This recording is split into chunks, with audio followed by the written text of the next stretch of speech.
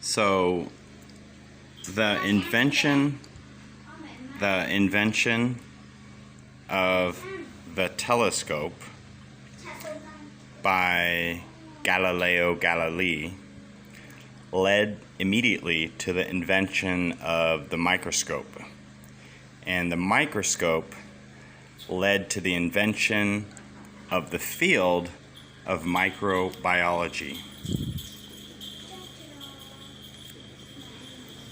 Biology.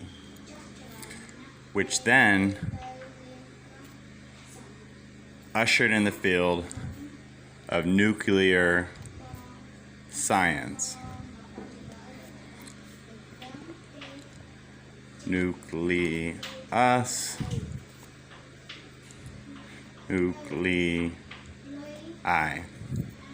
So when you see an S and an I in the English language, generally speaking, the telescope led to the invention of the microscope. Think Galileo Galilei, which led to the invention of the field of microbiology, which led to the discovery that when male-female systems are under pressure, very unfavorable environments, they can actually switch over to become asexual or multiply by multiple fission instead of sexual selection and intellectual selection and who knows how many other forms of selection that ultimately form the macro concept of natural selection by means of random mutation, sexual selection, other things. So anyways, what I was trying to get at is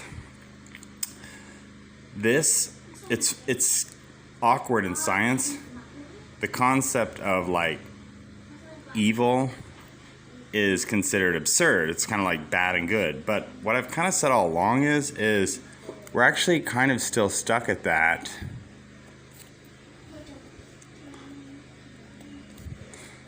In science, we're actually literally still stuck at.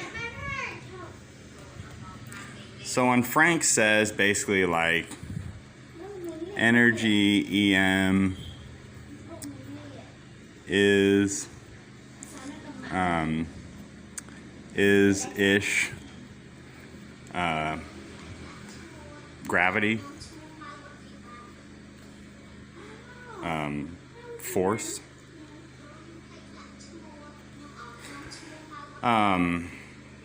okay, that's probably true, or he needs to explain that in a way where we see it exactly how he sees it, you know, in terms of Frank obsessing over how is his pattern match recognition cognition advancing science, you know, plus it matters what the goal is. Like, what is the goal? Like, is it to create a theory of everything that only the top 20 mathematicians on planet Earth can use and nobody else ever?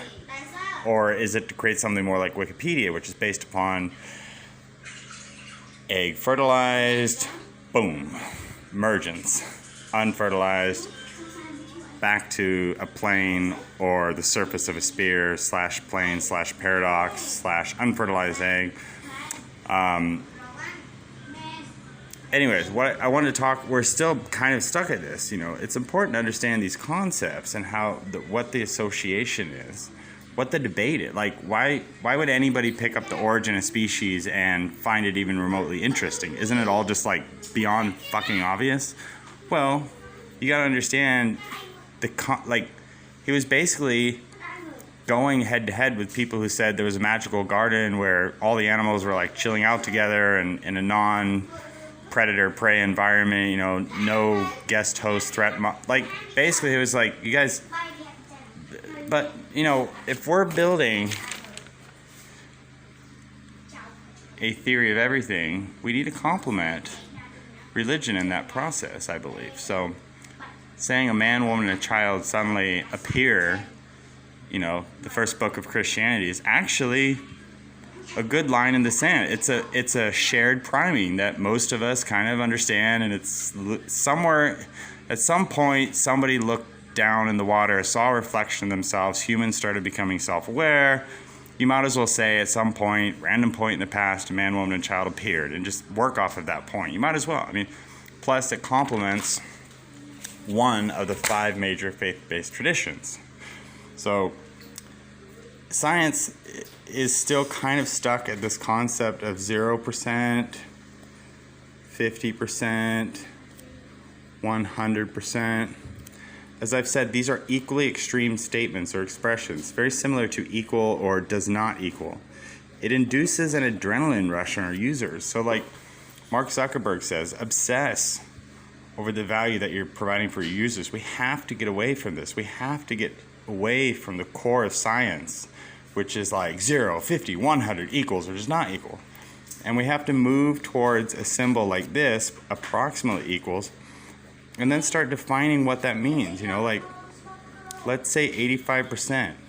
85% of the time, force equals mass times acceleration. And just let's fight to the death to maintain uncertainty in our expressions. Assume that there is a degree of uncertainty, throw a random peg down and say this, because otherwise we get caught at this. Electron, anti-electron, positron. And then it becomes this never-ending loop of basically like we're back to 5,000 years ago. You know, if we're going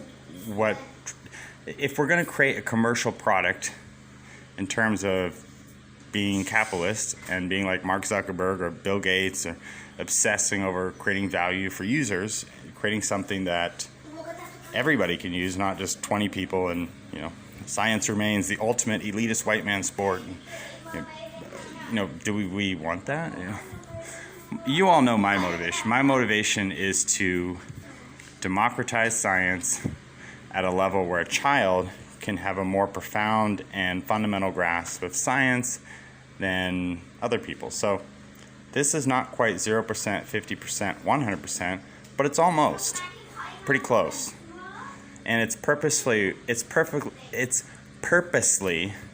one-offed from getting caught in this trap. Because when our science definitions are more or less identical to the most fundamental things we reject as scientists, then we created ourselves a never-ending paradox. So this is not 0%, 50%, 100%, male, female, 50%, 50%, they connect, 100%, one emergence. It's not quite that. And that's done on purpose. This is by design. So I just want to point that out. Like, otherwise, if this were to be this, not this, then we're back at this.